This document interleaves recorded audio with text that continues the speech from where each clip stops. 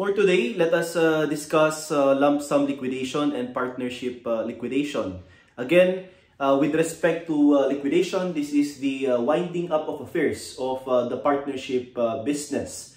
Hence, the non-cash assets shall be converted into cash for the partners to distribute. Okay, and the liabilities of the partnership should be paid.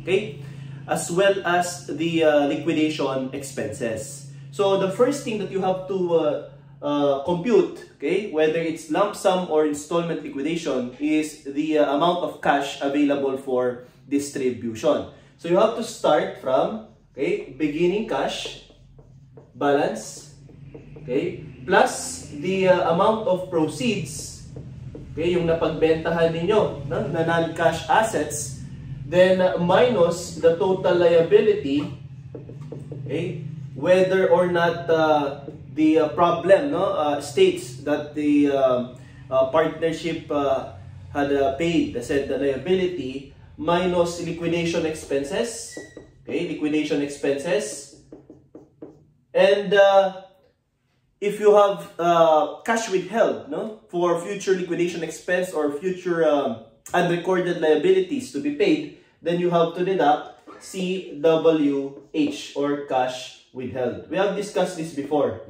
that the difference between lump sum liquidation and installment liquidation is that in lump sum liquidation, okay, there is no withholding of cash for future liquidation expenses and unrecorded liability. Why? Because the payment or distribution is in lump sum. Okay, so CAFD or cash available for distribution. Okay.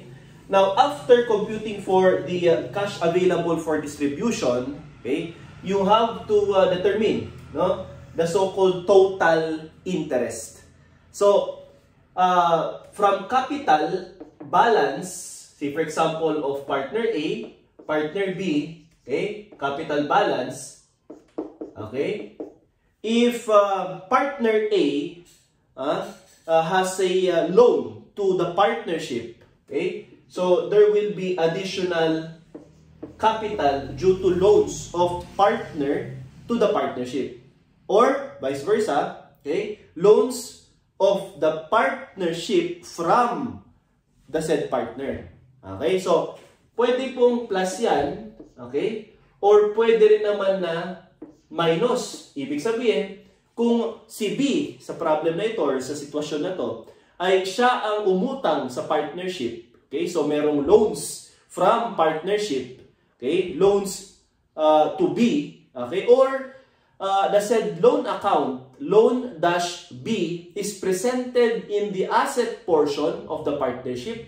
Okay, ibig sabihin, receivable ng partnership yan mula kay B, kaya ito naman, ang effect niya, okay, ay deduction dun sa capital ni B to get the total interest, total interest of the said partners.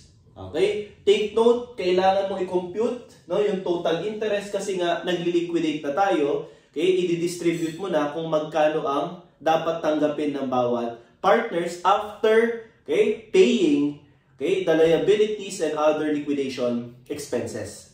So, this is the second step, okay, the computation of total interest.